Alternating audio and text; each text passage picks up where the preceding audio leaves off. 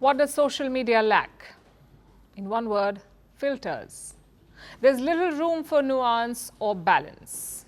It's a place of extremes. You post first and you think later. But what if all your content was screened? What if you needed a panel's approval to post something?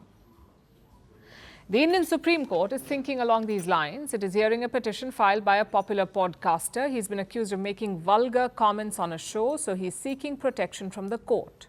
The hearing soon turned to larger problems on social media, things like misinformation and anti-national content. On this issue, the judges had an idea.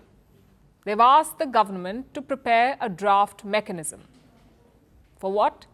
To screen user content before it is uploaded. To screen content before it is uploaded. I know it sounds problematic. How can anyone decide what you post? Doesn't that violate your freedom of speech? Well, the judges have an answer for that. A, they say freedom of speech is not absolute. In India, it is a regulated right. And B, the judges say they want to sieve social media content, not throttle it. They want to filter it. Now, this is not a judgment or an order. At this point, it's just an observation, so it's not binding. Nonetheless, it's an interesting debate to dwell on. Why do the judges feel that such a measure is necessary? Let me quote from what they've said. If anti-national content is uploaded on social media, by the time the government notifies it and orders its takedown, a day or two may pass, during which period it would go viral and cause damage to or unrest in society. Now, that's not a wrong assessment. We see it repeatedly with misinformation or hate speech. It takes time to spot and take down such posts, and by then thousands of people have already seen them.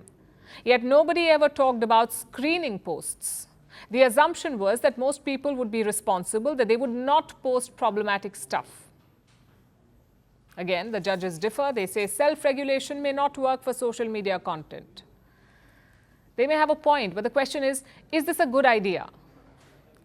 First of all, the intention is good. Social media is the Wild West right now. It is becoming a den of deepfakes and misinformation. Instead of increasing regulation, most platforms are reducing it.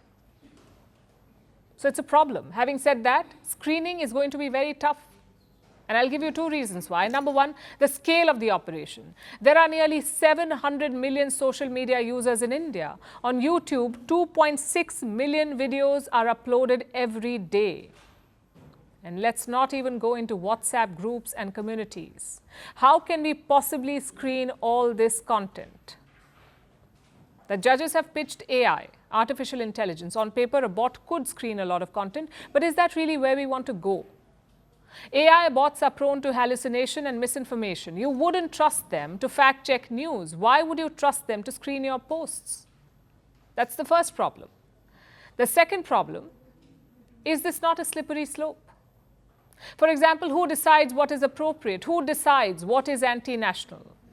Is that not too much power for bots or bureaucrats? If you look at other countries, there are two types of curbs. One is a complete ban. In countries like China, you can't use Facebook or Instagram. That's a complete ban. Or two, content moderation. You wait for people to post and then you ask the platforms to filter it out. If there is hate speech, if there's misinformation, the platform is supposed to take it out. The screening is done after posting, not before it. And India also does the same. Yes, the process is slow. Yes, the process is imperfect. But is it better than screening your posts and videos? Well, that's the debate the court should be having. I wore the crown of a revolutionary. I promised to lift my nation. I claimed to fight imperialism. I became the very thing I warned against.